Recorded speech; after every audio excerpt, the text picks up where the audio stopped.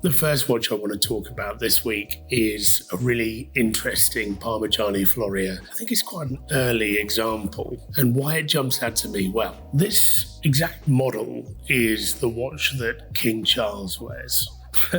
I don't know if that's interesting to anyone else, but certainly for me, it's quite interesting to sort of try on his shoes for a moment and put it on wrist and feel the way that he does when he puts his watch on in the mornings. There are a couple of differences with this model and the one that he wears. His is yellow gold. It's a lighter dial, whereas this is rose gold, and it has a sort of panda type dial with light subdials and black main sort of dial color. When I look at it, it sort of reminds me a little bit of the early generation of Lange 1815 chronographs that came in that rose gold and black color combination. The interesting thing about this watch, though, is that it has an El Primero, Zenith El Primero movement in it. And although it might have been finished somewhat differently to those that make their way into Zeniths, it is pretty much off the shelf. So it's got that really high beat rate that you get with an El Primero. When you click the chronograph, you really do realize how quickly that thing moves around. It's almost like a sort of spring drive movement from Grand Seiko. It's a very clean sweep to it. The action on the chronograph is brilliant. I love it. And I think it's really interesting. Normally, I'm not one that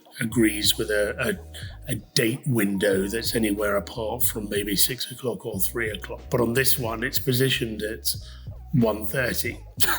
And I don't know why it tickles me. I don't think it puts me off the dial at all. I think it's still really, really interesting. You've got a lovely mix of finishes to the dial. You've got guilloche, you've got different colours, you've got applied Breguet indices. I think the most striking characteristic of this watch is that you have this sort of coin finish bezel that is stepped 3 layers, I think, down to the mid case. And then again, almost symmetrically on the case back, you have those 3 steps which are also finished with a coin edge. And it's interesting, I've never really seen that before. Often with the dress watches that we see, and we've got a few around the table here, the focus of the design is what you look at when it's on your wrist. And very rarely do watchmakers think about the reverse side of the watch and how that appears.